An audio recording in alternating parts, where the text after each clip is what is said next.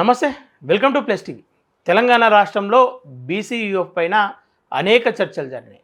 ఒకవైపు బీసీయూఎఫ్ పూర్తి బాధ్యతలు నాకు కావాలంటూ ప్రయత్నాలు చేస్తూనే, మరోవైపు వేరే పార్టీ పెట్టే ఆలోచనలో ఆయన నిమగ్నమై ఉన్నాడు. నిన్ననే ఏదైతే అనేక ప్రశ్నలకు సమాధానం దొరికింది. సరే, మాట్లాడే ప్రయత్నం చేద్దాం. మొన్నే అనేక విషయాలు తెలుసుకున్నాం. మరోసారి బీసీయూఎఫ్ వ్యవస్థాపక అధ్యక్షులు రామకృష్ణయ్య గారి వద్దకు రావడం జరిగింది. ఒకసారి మాట్లాడదాం. సార్ నమస్తే. నమస్తే సార్, మొన్ననే అనేకం చర్చించినాం మనం. బీసీఎఫ్ పైన కావచ్చు, బీసీల పట్ల కావచ్చు, మీకున్న అనేక అంశాలను తెలుసుకునే ప్రయత్నం చేసినాం. 17th నాడు ప్రోగ్రాం ఉండబోతూ ఉంది. దాంట్లో మల్లన్న గారు ఒక పదవిలో ఆయనను అనౌన్స్ చేయబోతూ ఉన్నామని చెప్పేసి మొన్న కూడా చెప్పారు. కానీ 17th-కు 16th-కు మధ్యలోనే అనేక మార్పులు వచ్చినాయి. 16th నైట్ వరకు కూడా బీసీయూఎఫ్ అని చెప్పినటువంటి మల్లన్న టీం కావచ్చు, ఇంకా అనేక మంది 17th నాడు తీరా చూస్తే నూతన పార్టీ అని చెప్పేసి చెప్పారు. అసలు ఏం జరిగింది ఈ మధ్యలో? ఇప్పుడు ఆయనకేమంటే, ఆయన ఏమనుకున్నాడంటే, మొట్టమొదటి బీసీయూఎఫ్ అని వచ్చేసి నాకు నేషనల్ ప్రెసిడెంట్ కావాలని చెప్పాడు. ఓకే, నేషనల్ ప్రెసిడెంట్ కావాలని చెప్తే నేను ఇవ్వనని చెప్పాను. నేషనల్ ప్రెసిడెంట్ నీకెట్టి ఇస్తామయ్యా, ఎందుకంటే ఇది 25 సంవత్సరాల శ్రమ ఇది. ఓకే, నువ్వు ఈ దినం వచ్చి నాకు నేషనల్ ప్రెసిడెంట్ కావాలంటే ఇస్తారు ఎవరన్నా? ఇవ్వమని చెప్పాను. చెప్తే ఆయన సరే నాకు వద్దు సార్, అట్లయితే నేను వేరే చూసుకుంటానని వెళ్ళిపోయాడు. ఓకే, కానీ మరుసటి రోజు మళ్ళీ వచ్చాడు. వచ్చేసి సరే సార్, మీరు ఏమి ఇవ్వాలనుకుంటున్నారంటే, మీకు తగిన పోస్ట్ క్రియేట్ చేసి ఇస్తానయ్యా, ఎందుకంటే మా దాంట్లో నేషనల్ ఎగ్జిక్యూటివ్ ప్రెసిడెంట్ కానీ వర్కింగ్ ప్రెసిడెంట్ కానీ లేదు. So I will create a post for you. Okay, national executive president అనే పోస్ట్ క్రియేట్ చేసి నీకు ఇస్తానని చెప్పాను. సరే సార్ అట్లే అన్నాడు. నేను లెటర్ రాసేసాను ఇమ్మీడియట్గా. ఓకే, సిఈసికి లెటర్ రాసేసాను. లెటర్ రాసిన తర్వాత అది చేరిన తర్వాత వాళ్ళ దగ్గర నుంచి కమ్యూనికేషన్ నో అని వస్తుంది ఒక్కొక్కసారి. ఓకే, అది నో అని వాళ్ళు రాదు. సామాన్యంగా 99.9% రాదు. ఎందుకంటే అది మా ఇష్టం. మా కాన్స్టిట్యూషన్లో పార్టీ కాన్స్టిట్యూషన్లో ఏది పెట్టాలనేది మా పార్టీ ఇష్టము, నాటి ఎలక్షన్ కమిషన్ ఇష్టం. సో అప్పుడు నేను ఓకే పోయింది, రానన్నా నువ్వు చేరింది అక్కడ, నువ్వు వస్తే ఎప్పుడైనా వస్తే రాండి అని చెప్తే వచ్చాడు.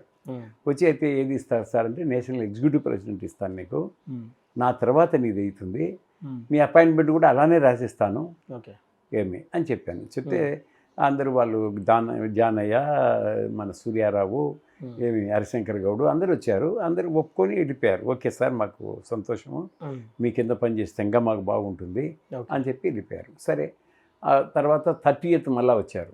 ఆ దినం ఏదో బాగుందో ఏమో మళ్ళీ మనకు తెలియదు. 30th మళ్ళీ వచ్చారు.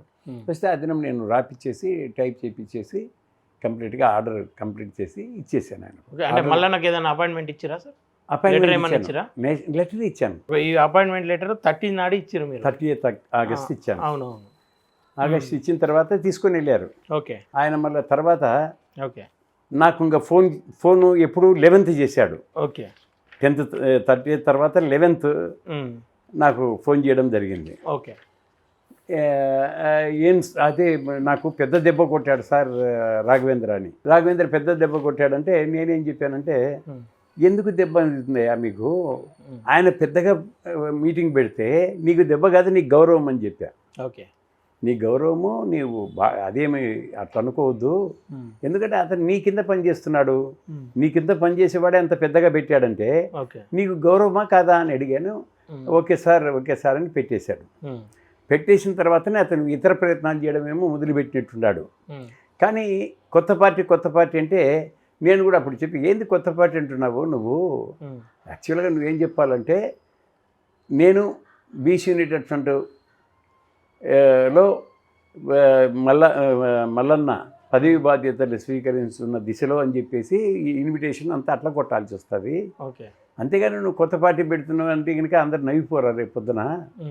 ఏమి బీసీ యునైటెడ్ ఫ్రంట్ కొత్త పార్టీ ఎట్టయితుందా? 2004 అది ఏమి, అది కంటిన్యూస్గా మేము ఎలక్షన్స్ పోరాడుతున్నాము, అది కొత్త పార్టీ కాదు కదా నాన్న. ఓకే సార్, ఇక్కడ ఒకటి, మీరు ఈ లెటర్ మల్లన్నకి ఇచ్చారు. అవును, ఆయన తీసుకుండు, స్వయంగా ఆయన వచ్చి తీసుకున్నాడు, ఆయన టీం అంగీకరించారు. అవును, దీని తర్వాత అంటే ఇట్లాంటి పరిణామాలు ఏదైనా ఎదురొస్తాయని చెప్పేసి మీరు భావించారా?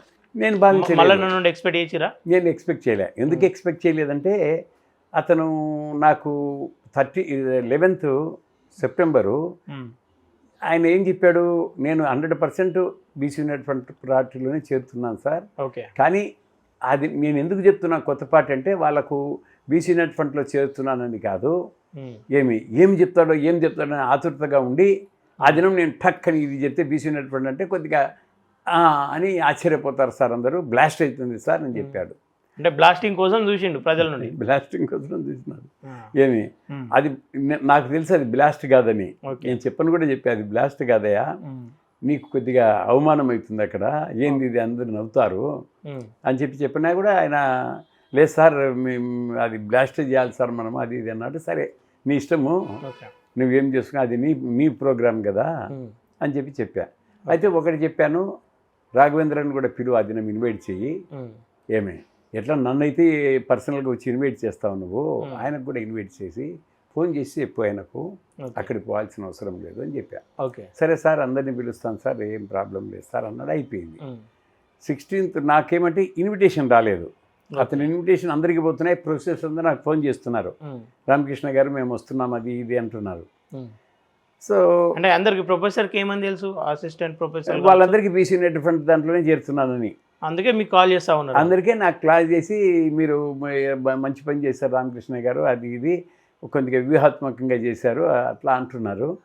నేను అన్నాను సర్లే ఏదో వస్తున్నాడు ఆయన, రాని మనకంటే పైకి ఎదగలేడుగా, ఇప్పుడు మమ్మల్ని మించిపోలేడుగా ఆయన, మా కిందనే ఉంటాడు ఇప్పుడు కూడా.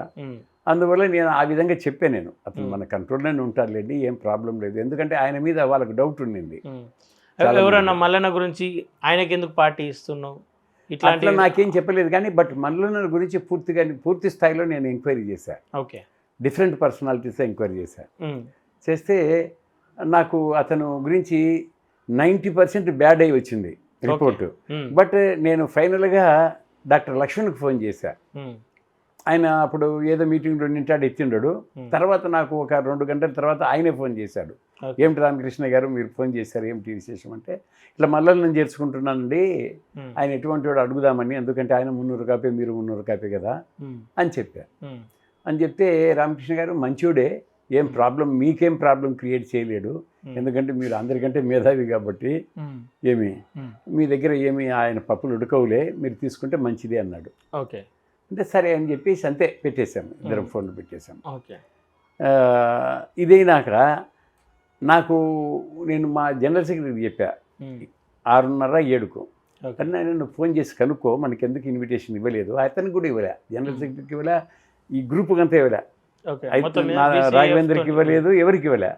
అందువల్ల నేను అడగమని చెప్పా, ఇదెందుకు ఇటువంటి ముసుగులో గుద్దులాటగా ఉండకూడదు, చెప్పు అడుగు అతన్ని ఖండితంగా అని చెప్తే, అతను మాట్లాడి పక్కన అతనికి ఇచ్చేసి, ఇతను చెప్తాడు చూడు నీకు క్లియర్గా నా మైండ్ ఏమిటో అని చెప్పి ఇచ్చేసాడు పక్కన అతను.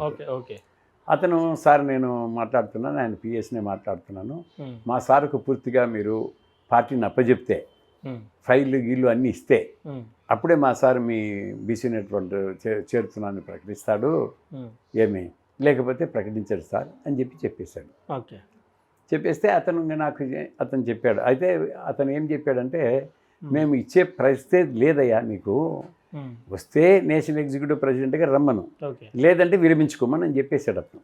మా జనరల్ సెక్రటరీ నేను అతనికి ఇన్స్ట్రక్షన్స్ ఇచ్చాను ఇలా చెప్పని చెప్పాడు. అయిపోయింది. ఇంకా మాకు తెలుసు ఆయన మా పార్టీ అనౌన్స్ చేయడం లేదని, కానీ మాకు సస్పెన్షన్ ఉండింది, ఎందుకంటే మమ్మల్ని కూడా ఆశ్చర్యానికి గురి చేయాలనుకున్నాడో ఏమో మల్లన్న, అది కూడా ఉండొచ్చు కదా అని చెప్పేసి మేమేం చేసామంటే, నేను పోకుండా నేను రానని చెప్పేశా.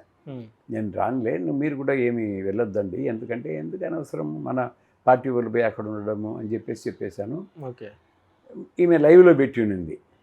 లైవ్లో పెట్టింటే నేను వేరే పనుల మీద పోయి వచ్చిన తర్వాత ఈమె చెప్పేసింది లక్ష్మి మేడం, ఏమని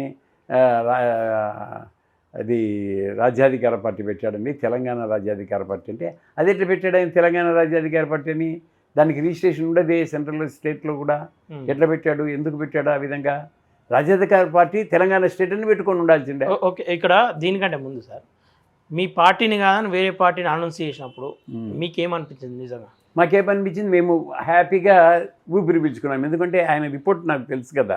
ఓకే, తెలిసిన తర్వాత మా పార్టీ ఇస్తే ఏమవుతుందంటే, నా ఇమేజ్తో ఆయన ఇమేజ్ కూడా కొద్దిగా కాంప్రమైజ్ అవుతుంది, ప్రజలు కాంప్రమైజ్ అవుతారు. రామకృష్ణ కొద్దిగా ఆయనకి ఇంతవరకు కూడా ఆయన మీద మచ్చలేదు, ఏమాత్రము ఎప్పుడు ఆయన ఇచ్చినోడు కానీ తీసుకునేవాడు కాదు ఎవరి దగ్గర కూడా. సో మళ్ళీ నన్ను కంట్రోల్ చేయగలడినా అని చెప్పేసి ఒక భావం ఉంటుంది. అది ఇప్పుడు మాకు ఫ్రీ అయిపోయినాం కదా, మరి ఆయన వస్తే ఏం చేయాలా, ఎట్లా చేయాలా, ఆయన ఎట్లా కంట్రోల్లో పెట్టాలనేది ఆలోచన చేయాల్సిన అవసరం ఉంది కదా మాకు. ఇప్పుడు అవసరం లేకుండా పోయింది. తర్వాత అతని పార్టీ పెట్టినందువల్ల మాకు ఇబ్బంది లేదు. ఎందుకు ఇబ్బంది లేదంటే ఆయన రిజిస్టర్డ్ కాదు. ఓకే, నిజంగా మీకు బాధ ఏమి అనిపించలేదు సార్? నాకు బాధ ఏమి అనిపించలేదు. ఎందుకంటే రాజకీయాల్లో అనేక మందిని మీరు చూసి ఉంటారు. అంటే నాకు ఎట్లంటే రాజకీయ నాయకుడు, నిజంగా రాజకీయ నాయకుడు ఏం చేస్తాడంటే ఎవరు వచ్చినా కూడా లంగా రాని, రానన్నా కూర్చో, కమాన్ టీ తాగు, బాగున్నావా, ఎట్లున్నారు మీ అమ్మ నాన్న ఎట్లున్నారు, బాగుండారా, ఓకే, ఏం నాన్న వచ్చినావు చెప్పు అంటే నేను పార్టీలో చేరాలంటే బంగారంగా చేరాయా పార్టీలో, ఏదో ఇది మెంబర్షిప్ ఇచ్చేసి రాసి ఇచ్చేసి అని పిఏకి చెప్తాం. ఓకే, ఇది జరిగేది మామూలుగా. సో ఈయన దగ్గర ఎందుకు నేను అంత ఇదైనానంటే నాకు దగ్గర 95% పీపుల్ నా ఫ్రెండ్స్, నాకు దగ్గర అయిన వాళ్ళు ఇతను గురించి చాలా చెప్పారు. అందువల్ల నాకు ఒక విధంగా రిలీఫ్ అయ్యింది. ఎందుకంటే ఇతను వస్తే ఏం చేయాలా ఎట్లా చేయాలా అనేది ఆలోచన వస్తుంది కదా మాకు. అన్ని మేము కూడా వ్యూహాలు వేయాల్సి వస్తుంది. అవన్నీ ఇంకా ఉండదు కదా, అవసరం లేదు కదా అని చెప్పేసి నేను కూడా కొద్దిగా రిలీఫ్ అయ్యా.